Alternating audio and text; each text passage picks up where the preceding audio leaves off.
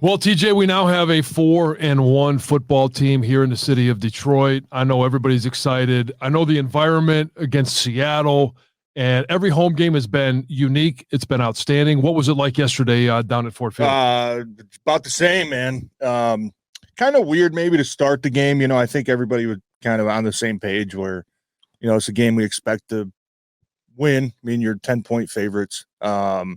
Sometimes the crowd can kind of come in with less energy when that's the case. But you can tell start the game was, a little bit kind of feeling it out. How's this game going to go? And then it ended up being rowdy as usual. So Ford Field has been incredible this year. These fans have obviously waited a long time to have a football team like this to go be loud for and go to cheer for and be that rowdy. And it makes a difference. It does. I know the players love it. And, definitely gives you some much needed adrenaline at times. But that place is it's turning into, not there yet, but it's turning into one of the top home field advantages in all of NFL. And that makes a difference. And, they've got great reasons so far throughout 5 games to be loud and to bring that energy and to cheer. So it's been a fun place to watch games so far this year. Yeah, and we talked on Friday about wanting to start fast, and Carolina got the ball. They pick up a couple first downs, and they obviously have to punt, and in 3 plays, the Lions go down and score. What did you see on those opening couple of drives? Because then there was, interception, and then a couple plays later, again, Lions are back in the end zone. So what did you see from those first couple of possessions offensively that the Lions had? Yeah, the first possession just kind of seemed like a tone setter. You come out first play and play action pass and hit, I think it was Khalif Raymond over the middle for a nice chunk. And then, 2 plays later, it's good to see Marvin Jones getting back involved a little bit. Had a nice catch there on the second down play, and then Dave Montgomery goes the distance for the touchdown. Just in my opinion, was just a tone setter. Just okay, up, we're good. This ain't going to be a trap game, right? Yeah. This ain't going to be one that we're taking these guys lightly. We're coming out here and setting the tone and going to let you know what kind of game it's going to be. And then obviously defensively, you get the interception. You come right back, go up 14-0. That to me was, like I said, you're letting everybody know what kind of game is going to be, is in store. Right. And the turnovers were a huge difference. But look, turnovers don't matter if you can't take advantage of them. And to get 21 points off those turnovers and starting that early, Carolina's second possession, they turn it over. You go back, bam, touchdown. That was just a sign of a good team. I thought overall yesterday just kind of seemed like a kind of ho-hum, let's go out there, take care of business, and go home and have some supper type of game. It was a day of work. It was like, let's go punch in, let's get the job done, let's punch out, right? And that's what yesterday looked like. I didn't think there was really anything spectacular that happened on either sides of the ball. Obviously, the biggest positive was being +3 in the turnover differential and the offense not turning it over. But it just looked like what good teams do. You don't let bad teams hang around. You don't give them a sliver of hope. You make them pay when they make the mistakes, because forever we've been the team on the other side of that where, oh man, we're close. And if we could get this one play, and then it just starts to snowball into more bad things. Yesterday, good teams, you snowball it the other way. You keep the good things going. You keep stacking the good plays. You keep building off the positives. And that was something that happened yesterday, and that was a good football team that just went out there and took care of business. You mentioned you kind of referenced it, punching the clock, right? When you have a team that goes into a game expecting to win, and I think this Lions team is now going to go into every single game because of some of the experiences they had. They went to Arrowhead, they went to Green Bay. They're 4-1 right now. They are a team that expects to win, and that's different than any team that's taken the field for the Lions in the past, honestly, just about the past decade, where you go into every single game and you're expecting to win. And sometimes when you're going against a bad team, you want to get up, you want to get excited, you want to do all of these different things. But when you have that mindset that I don't know how it's going to happen, but we're going to win today, it's a difference maker. And then you start to look at the rest of the schedule. Obviously, they got 2 games here coming up, and we'll talk about them more later in the week. But, the trip to Tampa, the trip to Baltimore, they're tough places to go play, tough places to go win, but no tougher than they've already been. And they are a team that expects to go out there and win, whether it's the leadership that you're getting from Jared Goff, the leadership on defense that you're getting from a number of different guys. This is a team now that believes they should win every game. They're just like programmed to not care who they play, right? Like they don't see a logo on a jersey. They just see another jersey and, yep, this is my job today. I got to go beat this guy, right? Like that's what they look like. They don't get confident or cocky when they're playing teams like yesterday, who the Panthers clearly were in a different class. Yeah. But they don't get, you know what I mean? They don't have that arrogant attitude. We're just going to show up and kick your ass. But on the flip side, they also don't get intimidated by anybody either. They don't look at some of the things that we talk about on the outside saying, oh, Kansas City, man, it's a good team. Like they don't care, right? They just see a jersey. This is my job. Go beat that guy. And, you know, let's get it done. Like that's kind of how they're wired right now. And you're right. I think you nailed it. Like they expect when they play their style of football, when they can run the ball, when they can stop the run, when they can take care of the football, they expect to beat anybody. And that's just, and that's genuine belief. I mean, that's not just, oh, you know, I think we're good. You know, every player you show up to Sunday and you think you're going to win, you feel prepared. You think you're better than the other team. We know most teams, there's a lot of teams that aren't. Right.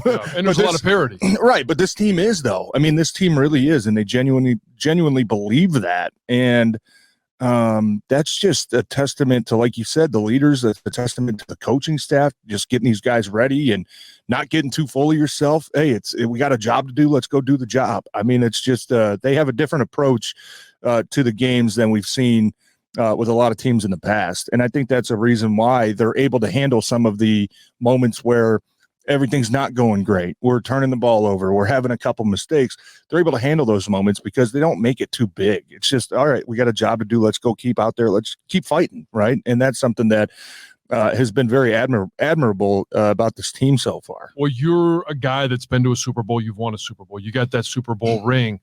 How close is this mindset that the players have right now compared to the way that you guys were in that Super Bowl season? I think, you know, with the really good teams I was on, it was kind of centered around one guy, right? Aaron Rodgers. I mean, he was, you know, won the MVP 3 or 4 times. Like we knew anytime we have this guy playing quarterback, we're going to have a chance to win every game because he's special. I don't think the Lions necessarily have that aspect of it, but they have the team aspect of it where it's, look at all these other guys that we have. Look at the supporting cast we have. Look at the depth that we have on this team. We've got the guys that can go out there and make a difference. And you don't always necessarily have to have a stud quarterback to do that. I mean, look at obviously San Fran right now. Brock Purdy's playing good, but he's a second-year, 7th-round pick, right? He's not a guy that's in the caliber of Aaron Rodgers teams where, hey, as long as we got Brock Purdy, man, we can win any game. They don't have that. They have that attitude because the rest of the team is so built and so stacked up in so many different pieces around the team that can play good football. And I think that's where the Lions are. I think they're starting to get to that point where you don't have to play perfect football to go out and win. You don't have a small room for error like Coach always talked about last season, right? Yeah. If we have one mistake, we can't recover. You don't have that anymore because you got players that can go out there and be difference makers. And even yesterday, missing 2 of your probably biggest playmakers offensively and defensively in St. Brown and with Brian Branch. I mean, ho-hum, okay.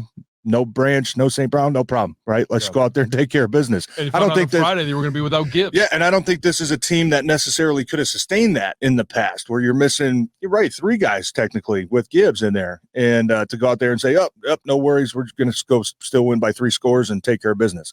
It's because of the players they have on that team. So I think that, look, I mean, we're a long way, obviously, away from being able to talk about playoffs and all these type of matchups, but where they are right here, right now in the present, it's a damn good football team, and they're flying high, man. They're playing confident. They're playing a little bit cocky, a little bit arrogant, and that's something that I just love about that team because you can see it. You can almost feel it, the confidence that they have, and obviously that's shown up on the scoreboard. I mean, you're 4-1 after 5 games. You don't just roll out of bed and go win 4 games by luck. So obviously continuing this great start that they had, and yesterday was no different. So yesterday we also saw Sam Laporta with 2 touchdowns. He's got 3 on the year, 25 receptions, just shy of 300 yards. And you go back into, NFL history, and everybody's talking about, the 5 games. First it was the first 3 games. He's had, the most receiving yards, the most receptions, and it was only second to Aaron Hernandez at one point. Now,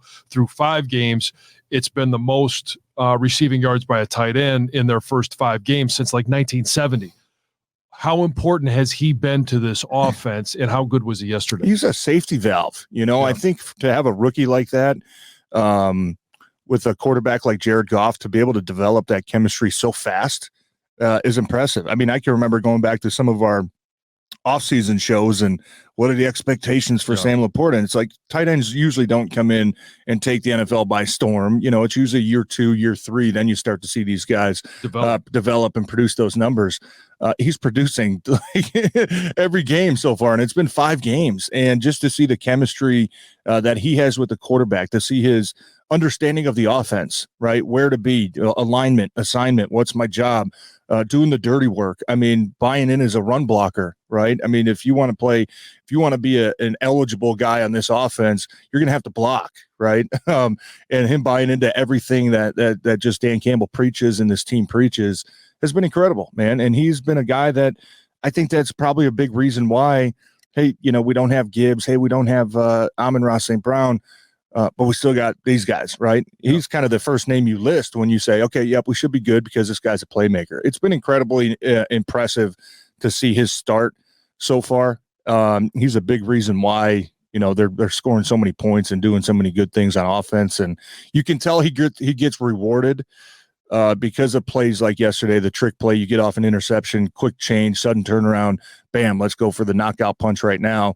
Like, you don't get that play called to you unless you're doing all the little things right? The coaches aren't going to reward you with what's pretty much a surefire blown touchdown. Like, they're not going to hand it to you if you're not doing the right things and you're not doing the little things right. So I think that was a big sign that the coaches trust him and they want to, see him have success because of the dirty work that he does. And man, he's just he's a lot more valuable piece to this offense than I think any of us thought he was going to be 5 games through this season. Yeah, and through 5 games right now, a number 1 in receiving yards for tight ends across the NFL. And I don't think any of us expect him to stay number 1 in receiving yards through the end of the year, but if he's on pace, he's right around 1,000 yards on the season if he continues at this pace.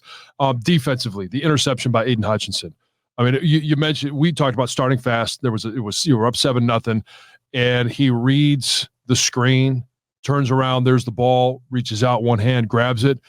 And it's the awareness, it's the ability to make that play, but it's also, I mean, he is becoming one of those guys when you look at edge defenders across the NFL that have to step up at times and just simply make a play. We've seen he's got 4.5 sacks, but I thought, through 22 games of his NFL career, he's got 4 interceptions.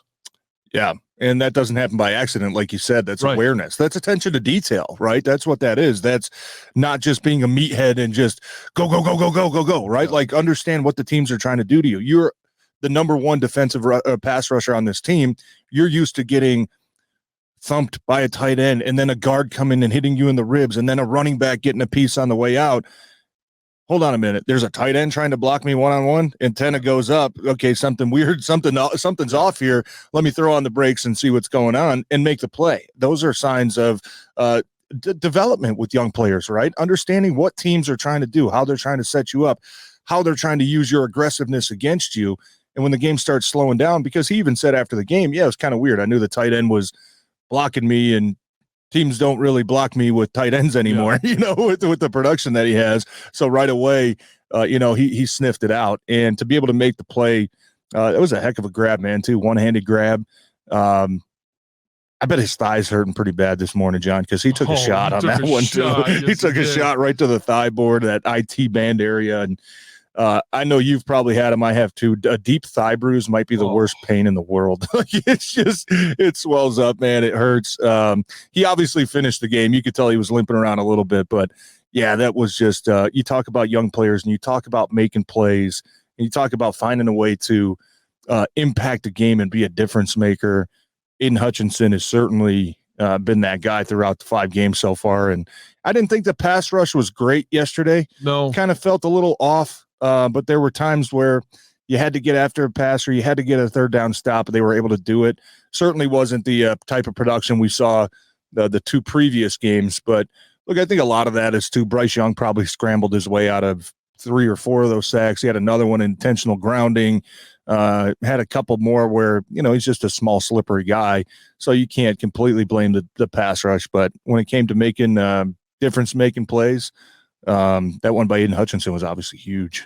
So I want to ask you, how good is this defense? Because coming into the season, we were just simply saying, if this defense, we thought we were going to have a top 5 offense, and they're right, top 5, top 10. Yeah. But if this defense could simply be middle of the road, if they could be top 15 just instead of being 30, 31, 32, which they've been and which they were last year. But now, I mean, you're looking at a defense that is, at this point, elite in stopping the run. And yeah, they didn't put as much pressure on, but is this a defense that you now believe can consistently be a top 10 defense? Because the argument is, all right, the Chiefs, yeah, they only allowed 20 points, and that's against Patrick Mahomes. And we know the whole thing about, Kelsey not being there. The Seahawks, they allowed 37, which, but those are 2 that most people would say Patrick Mahomes, best quarterback in the NFL. Geno Smith, a good quarterback in the NFL. But then against Desmond Ridder, Jordan Love, and now Bryce Young, this defense has been really good, but it's been against either average or below average, or at least young quarterbacks. Is this something that Lions fans can hang their hat on and say, this is a really good defense, and it's going to be a really good defense? Yeah, I think so, because it's been consistent now, and even yesterday you look and say, oh, well, Carolina still had 99 yards rushing. I mean, 40 of those came when there was like a 4-score game, and they're just trying to get out of there and stay healthy, right? I mean, there was a couple plays there in the fourth quarter. They're running for 6, 7, 8 yards, and it's like, who cares at this point, right? Let them run the time off. Let's get some other guys some valuable time. You don't care about stats at that point. But yes, I think, and even when everything wasn't going great yesterday, we saw, like I kind of mentioned, the pass rush wasn't probably up to their standard. The coverage, certainly there were times where guys were a little bit too open. We certainly saw a couple breakdowns there. But how do you find other ways to impact the game? Well, you do it by taking the ball away 3 times, right? So that's a good sign. That's a sign for me that says this is a good defense, because when things aren't going perfect, when they're not stopping the run, when they're not getting after the passer, they're still finding ways to get off the field. They're still finding ways to make game-changing plays. And that's something for me that we haven't seen in the past, right? We've seen the kind of this game yesterday, and maybe it was Bryce Young's, coming out party a couple years ago, if he plays that team, right? So I think it is a good defense because it's been consistent now. And it's been consistent really, going back to the second half of last year. I mean, they still found a way to flip the script, and they ended up the season, dead last, only because they started the season so historically bad that they just didn't have enough time to kind of catch up and fix those stats. But I think they've got it figured out. I do. And I think it's just a testament to not only the leaders that they have, but Aaron Glenn seems like he's having fun, man. Like if anytime you're a play caller in this league and you're just out there smiling and you're having fun and you're just like, you know what? Just run cover 3, right? Because you guys are kicking their ass. I don't care if they know what we're doing. We're going to find a way to make plays anyways, just because you guys are better. Like, that gives you so much confidence as a play caller. And that's what it looks like Aaron Glenn is doing to me. He's got those guys playing hungry. He's got those guys playing fast. He's got them playing physical, and he's got them having fun out there. And I think that defensively, man, like, I don't think it's a mistake. You know what I mean? I think this is who they are. Are they going to run into teams where you're going to have a Seattle-like game and you might have to get into a shootout and everything's not going right? Yes, you are. You're not going to hold teams to under 20 points for the rest of the season. Yep. We know that's not attainable. But can you win the majority of these because you're playing great defense? Yes, you can. And that's, anytime you have, we obviously know what their offense can do, but when you have 3 phases just continuing to complement each other. Those are big words. That's a sign of good teams, man. Yeah. And like, you watch other football too, John, and I know you probably watch the the San Fran game and Dallas. I mean, this time last week, we're kind of having that conversation of, okay, where do the Lions rank in the NFC? I think, San Fran looks like they're head and shoulders above everybody else in the league, not only Detroit, but all the other 31 teams. And then you got Philly, who, I don't know. I mean, they're kind of scrapping their way through some wins right now. And you kind of had Dallas. I think Dallas was the one team that, are they better than Detroit? Well, if they played at Dallas, maybe they win. If we play here, maybe we, right? Kind of watched that game last night, and I'm fully comfortable saying I think the Detroit Lions are better than the Dallas Cowboys. I think they're probably right here, right now, pretty damn close to Philly, battling for that number 2 spot here in the NFC. Now, we got a lot of football season, and I already said we're not going to get into playoff talk yet, but the way this team is playing right now, I mean, I don't think there's one team in the league that I would necessarily look at and say, oh, man, this is going to be a buzzsaw. Oh, man, I don't know. This one could get ugly, right? Even if they played San Fran right now, I think they're playing scrappy enough and physical enough to keep Dallas did on Sunday night to make it a game, right? I don't think there's a team you're going to get blown out 42-10. So, man, I just love the way they're playing now, and I love the message that Campbell gives them too. And John, you played 12 years in the NFL. I mean, all coaches are pretty much the same when it comes to handling success.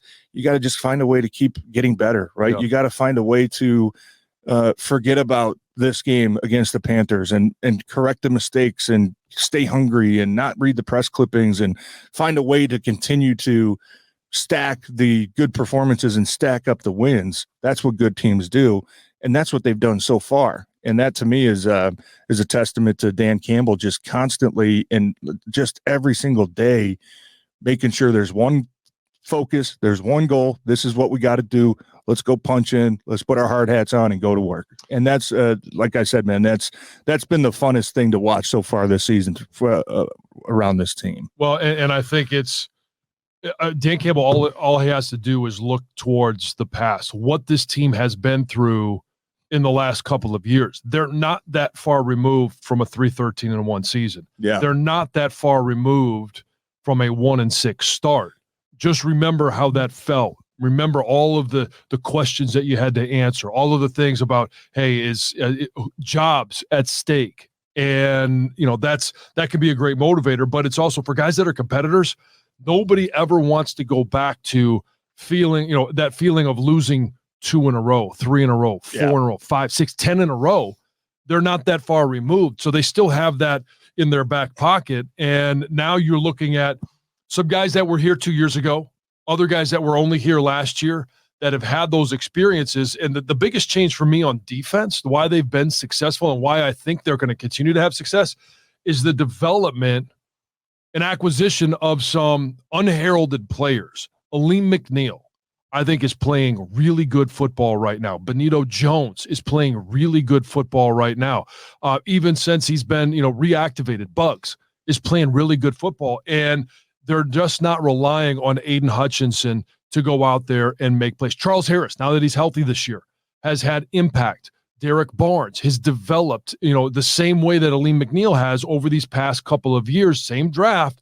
And now in year 3, they're expecting a lot out of them, and they're standing up and producing. And they've complemented that defense by going out in free agency. And a lot of the guys, quite honestly, are out. C.J. Gardner-Johnson, they brought him in to be a huge factor. He's out. Mosley, we saw him back for a cup of coffee. We don't know, as of the recording, what the extent of his injury is. We're not going to speculate on that, but has not been a huge part of this defense. Really, the only guy that they've brought in free agency that's had a huge impact has been Cam Sutton. Yeah. No, and it's not so much the pieces, the free agents they brought in as it is, like you mentioned, the homegrown guys continuing to get better. And I think that happens when you bring in better competition, right? Yeah. It raises everybody else's level of play too. I mean, you got a guy like Romeo Okwara, who a couple years ago was kind of the highlight piece of this defense, right? And he was the big free agent guy, the guy we want to keep around. He was, kind of our bell cow. And now you look at it and you say, Hutchinson's playing pretty damn good, right? Charles Harris playing pretty damn good. What does that do to a guy like Romeo? If he's, in my opinion, it makes him better because of competition. He's a proud guy. He's a guy that wants to go out there and still prove he can contribute. And he did. He played a lot yesterday the most I think we've seen him this season so far, and he made an impact. So it's about the guys that, like you said, were here 2 years ago, we're here 3 years ago, that have been through the mud, that have been through all the ups and a whole lot of downs, that are finally starting to get a taste of, being on a good football team. And I think one guy that, obviously just have to mention too, Taylor Decker. I mean, John, I know you reached that milestone as well as I did. But anytime you get to 100 starts in the NFL, that is an incredible accomplishment. That means you're somebody, right? That means you're a big time player. Odds. That means in a league where the average career is probably right around 3 years, to not only stick around and have a career in the NFL, but to be able to call yourself a starter for 100 games now, he's a guy I look at and say he deserves to be on a good team. Like, he's been through, the worst of the worst, man. I remember a couple years ago, it was just after every game, just looking at his face, and it was just defeat, and it was just frustration, and when are we going to get it figured out? And you look at him now, and it's just, man, he's having so much fun, and I think he's enjoying playing with a lot of the young guys. He's enjoying having the success. He's a guy that deserves it because he's stuck around. He does nothing but just work his ass off. He's probably pretty underappreciated when you start talking about offensive linemen, not only in this team, but in the league. He's an underappreciated guy. I just kept watching him yesterday on the sideline, man, and he seemed to be having so much fun. And as well as I do, you hit a certain point in your career where you don't care about, money anymore. You don't care about some of the personal accolades, right? The Pro Bowls, all pros, all that. You care about winning. You care about your legacy. You care about, trying to be a part of something special. And Taylor Decker finally has that chance. And, you can't help but to feel happy for a guy like that. That's, like I mentioned, been through a lot so far in this league and on this team. And now that they're having success, he's a big reason because of him. And he's also a big reason, just the presence that he has on that team. Guys feed off of him. Guys love him. Guys respect him. He's kind of the poster boy, in my opinion, for battling through adversity. And good things are going to happen. And it's been fun to watch him play healthy and obviously be a big part of the reason why they're having so much success. And before we go, we're talking about a lot of positive things, and we should. 4-1 start, you get a chance to talk about a lot of really good things happening for the Detroit Lions. But on the flip side, I mean, the one negative, I think, or there's probably other ones, but the one that I think is most obvious, I think Dan Campbell has played his hand. That he's not bringing Riley Patterson in for anything over 50 yards unless it's a game-winning field goal, and it's a last option. The third drive of the game last week or on Sunday, 37-yard line is 4th and 4, and they line up and go for it. And I know Dan loves to go for it. He's gone for it on 4th down more than anybody since he's been a head coach. But is there concern that there's a big-time reluctance to go for it rather than take the points or send Riley Patterson out there just to see if he can kick a 54-yarder? It's probably going to bite you in the ass at some point this year. And that's a good question because I don't know. I mean, even, I try to talk to the specialist some point during the game to say, hey, what's your distance? What are you feeling good at? Just so I can have something to talk about, if it comes down to the broadcast side. And, even this past game, he's like, was hitting from about 58 pregame, and Green Bay was hitting about 56, might be the limit. Yeah. So you start doing the math and seeing that, but I don't know if that's just more of Dan Campbell and who he is and who, he just thinks, hey, if it's a 4th and 3, 3rd and 3, we're running it because we got 2 downs to get it. I would imagine if that game is a little different yesterday where maybe it's tight, maybe it's a 7-3 game. Maybe you try to, see what you got there. Yesterday probably would have been a good time to do it though. Now that you think about it, because that's a game you pretty much had under control, right? Yeah. Not the end of the world, right? Defense is playing good. You're getting takeaways. Slight concern though, I would say, John, and I don't know if that's a trust issue or what, but there's probably going to be a game at some point this year where you might need to make a 55-yarder to win the game, right? and we're going to see what happens. It's not that I don't have faith in Riley Patterson. I think he's a good kicker. But like you said, I mean, maybe a slight concern because that's the last thing you want, right? When you get out there grinding and you're going to have probably, I mean, you still got 11 games left. You're going to have a couple buzzsaw games where it's not going your way and you got to find a way to, spark manufacture something. Points. Is Riley Patterson the guy that can do it? I think he is.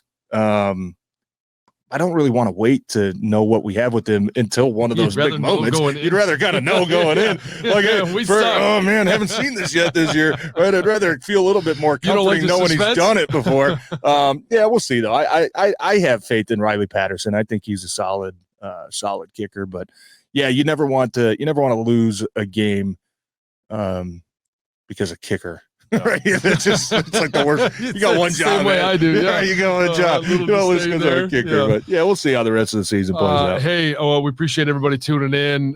Excited, the Lions are 4-1 right now. Heading out of Tampa this weekend. TJ will be down there, but before we get there at the end of the week, we are going to give you some of the keys to the game, an injury report for the information that we have at the time, and because it either comes out Thursday or Friday, we know. We may miss one because Jahmyr Gibbs, we didn't talk about last week. He didn't go down until Friday afternoon, and that's going to happen. But we're also going to revisit the picks and find out between the two of us who had a bad week, who had an okay week. But we'll talk about that later in the week. Thanks for tuning in to Necessary Roughness.